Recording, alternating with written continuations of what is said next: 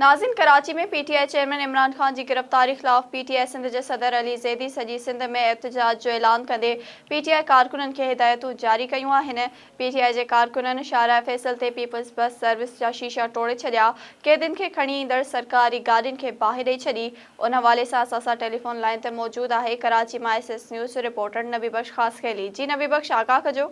जी बिल्कुल, जो है सो अॼु पीटीआई चेयरमैन इमरान खान की गिरफ्तारी खिलाफ़ जो है पीटीआई सिंध जो सदर अली ज़ैदी है उन पूरे सिंध में जो है हड़ताल जो ऐलान किया है। जैखां पोइ जेको आहे सो पीटीआई जा जेके कारकुन आहिनि उहे मेन जेके आहिनि शहर जेके आहिनि उन्हनि खे मुकमल तौर ते ट्रैफिक लाइ बंदि करे छॾियो आहे ऐं काफ़ी जेके शहर में दुकान जेके खुलियल हुआ, कारोबारी जेके मर्कज़ हुआ, उन्हनि खे बि जेको आहे सो बंदि करायो वियो आहे। हिन महिल जेको आहे सो एहतजाज शहर फैसल ते फैसल, गुलशन इकबाल ऐं पंहिंजो मलीर जेको आहे जे क़ाइदाबाद में, इन खां पोइ सुपर हाईवे, सोराब ॻोठ, लासिफ़, नादरन बाईपास ते जेको आहे सो एहतजाज महिल हलंदड़ आहे ऐं कारकुन जेके आहिनि उहे सरापा एहतजाज आहिनि।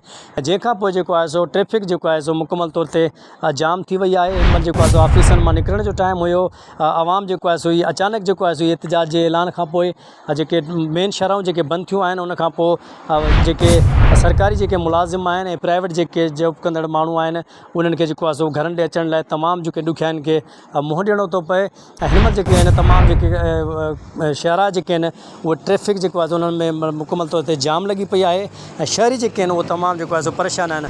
ॿिए तरफ़ जेको आहे सो शहर फैसल ते जेके आहिनि पीटीआई जेके कारकुन आहिनि उन्हनि पारां जेका आहे हिकु सरकारी गाॾी जेका आहे जेका कैदियुनि खे खणी वेंदड़ आहे उनखे पिणु बाहि ॾिनी वई आहे। ऐं उनखां पोइ जेको आहे सो पीटीआई जे जेके कारकुन आहिनि उन्हनि पारां जेको आहे सो पीपल्स बस सर्विस जेका आहे उन जा पिणु जेके आहिनि उहे शीशा तोड़िया विया आहिनि। जी।